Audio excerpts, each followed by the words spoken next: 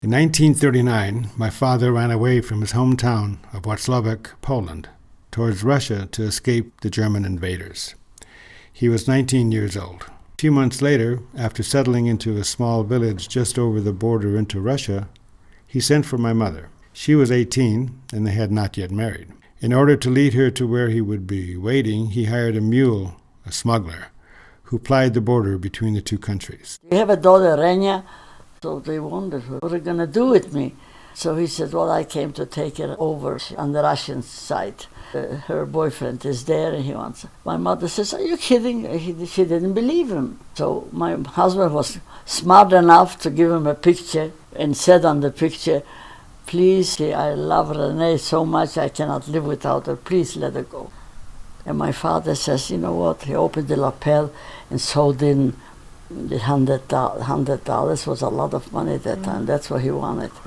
When the war broke out, the bank only let my father take out $100 a day, which was 5 days. That's all he managed to take out is 500. And he gave me 100, mind you, just to save my life. My mother and father finally found each other in Russia a few weeks later. He was with the Jewish families there in Białystok. Felt sorry for us, so she gave him a room there that she didn't need him. 2 weeks later, she said, well, I cannot keep you here anymore. I didn't have any food, and they cannot feed you. You have to find someplace. So we went to Hayas. They took care of us a little bit. You have to go to Hayas. They'll tell you where you can go. And they gave us for the people that are here that ran away. So, so what was it?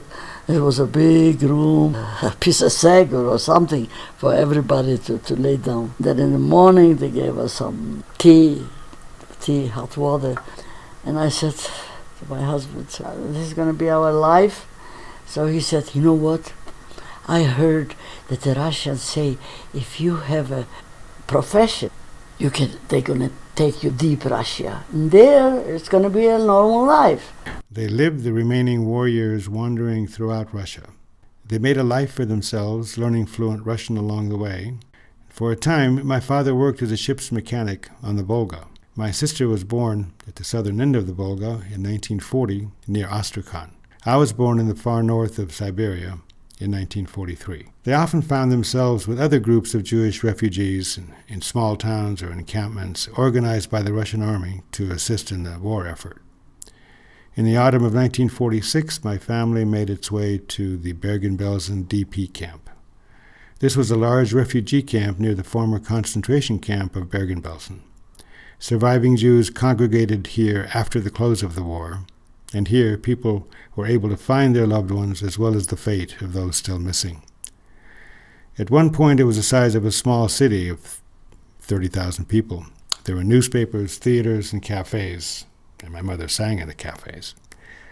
My parents made many friends there who remained friends for life. It was wonderful.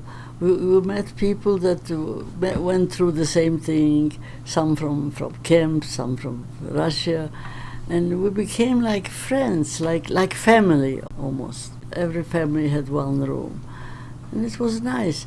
Well, the Hayas, they were sending us clothing for us and canned food and all. So once a week we were standing in line and everybody received some things. Pretty soon my husband opened a school. There were a lot of young boys that were left after the camp. They were 22, they didn't have a profession. My husband thought, well, I'll teach them how to take apart a car. They were kind of wild, so he tamed them. He did it because he wanted to educate those guys. He wanted to put them in place. Although there were gates here and there, much of the area was circled with wire fencing. Although we were told to stay away from the fence and the soldiers on the other side, we naturally spent lots of time there. The soldiers often gave us chocolate, and I thought they were wonderful. Bergen-Belsen was the place from which many survivors emigrated, usually with the help of the JDC, whose mission it was to help settle Jews all over the world. The surviving members of my own family went to Israel, Brazil, Canada, and in our case, America. Every few weeks, my father would take the family to the train station where 10 or 12 other people were milling about, hugging and embracing, sometimes tearfully. Baggage and blanket-wrapped bundles were scattered about the platform along with confused children. But all I saw was the train and its mechanical elegance, spewing smoke and exuding unimaginable power. I wanted so just to get on it and go to whatever exotic place it would end up. What an adventure. Several times I boarded the train only to be yanked off by my father, who said, "We're not going." I always wondered when it would be our turn and where would we go.